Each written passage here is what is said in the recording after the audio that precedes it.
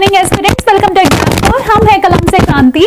मैं पूर्णिमा गौर स्वागत करती हूँ एक बार फिर से आप सभी का आप लोगों के पंचामृत साइंस में, जहाँ पे हम क्वेश्चंस करने वाले हैं 5 साइंस के अलग अलग सेगमेंट से, जो आपके पेपर के लिए बहुत हेल्पफुल होने वाले हैं।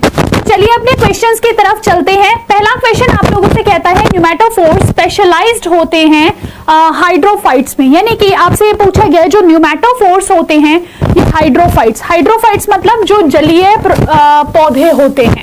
हाइड्रा मीन्स पानी और फाइट मतलब पौधे। तो पानी वाले जो पौधे होते हैं उनके अंदर क्या होता है, उनके अंदर आपको ये न्यूमेटोफोर्स मिलते हैं। तो ये क्या होते हैं, डैश मतलब किस चीज का संशोधित रूप है, बीज का, जड़ों का, फल का या फूल का। तो देखिए न्यूमेटोफोर्स जो होते हैं ये रेस्पिरेटरी रूट्स होती हैं, यानी कि श्वसनी जड़ होती हैं। जैसे जितने भी आपके पानी वाले क्षेत्र होते हैं जिनके अंदर पानी वाले पौधे पाए जाते हैं, उनकी जो जड़ें होती हैं वो कुछ इस तरीके से बाहर की ओर, पानी से ऊपर की ओर आ जाती है ताकि श्वसन प्रक्रिया कर सके। तो ये क्या हो जाते हैं, न्यूमेटोफोर्स आपके श्वसनी जड़ हो जाती है। ध्यान रखेंगे सभी बच्चे। चलिए जी नेक्स्ट क्वेश्चन आ जाता है। What is the name of the compound having formula CH3CH2OH।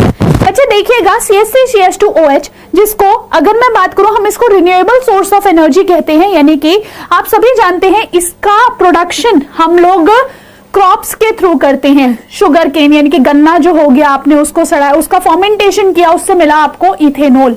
तो यहाँ पे इथेनॉल की ही बात की गई है, C2H3CH2OH।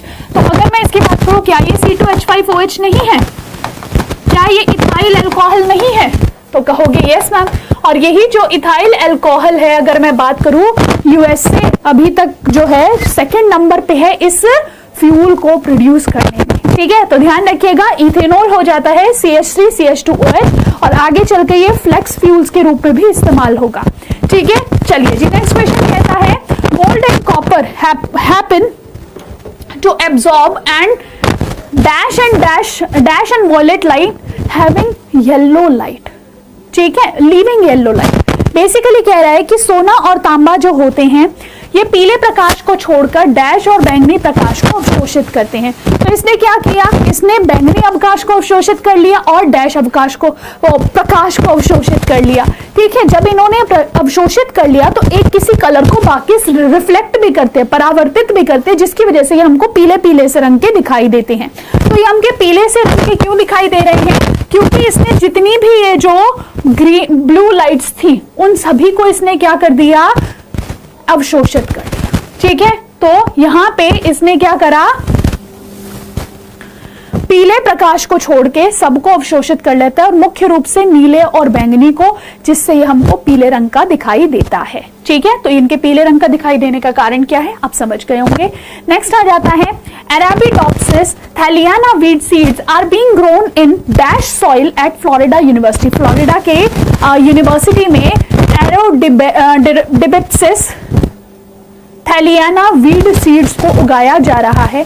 कौन से प्लैनेट या कौन से ग्रह या फिर कौन से उपग्रह की मिट्टी में इसको उगाया जा रहा है। तो ध्यान दीजिएगा आगे चल के मानव जो है वो किसी अन्य देश अन्य प्लैनेट में जाके रह सके।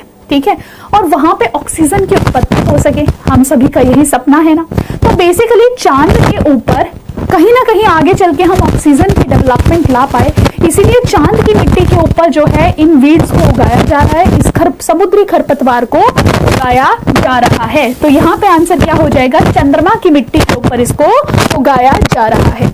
अगला क्वेश्चन आपसे कहता है कृषि वैज्ञानिक MS स्वामीनाथन ने किस शब्द को दिया जिसका अर्थ पारिस्थितिक और सामाजिक नुकसान के बिना स्थायी रूप से उत्पादकता में सुधार है। मतलब कह रहा है कि MS स्वामीनाथन जी जो हैं इन्होंने इकोलॉजी और सामाजिक नुकसान किए बिना जो भी हमारा प्रोडक्शन है, ठीक है, उसको बढ़ाने के लिए बताइए कौन सा शब्द दिया था। तो कुछ बच्चे कहेंगे मैम उन्होंने क्योंकि MS स्वामीनाथन जो है भारतीय हरित क्रांति के जनक हैं, भारतीय हरित क्रांति के जनक हैं, तो इस वजह से हरित क्रांति के जनक हैं, तो तो इस वजह से यहाँ पे शायद हरित क्रांति उन्होंने दिया होगा।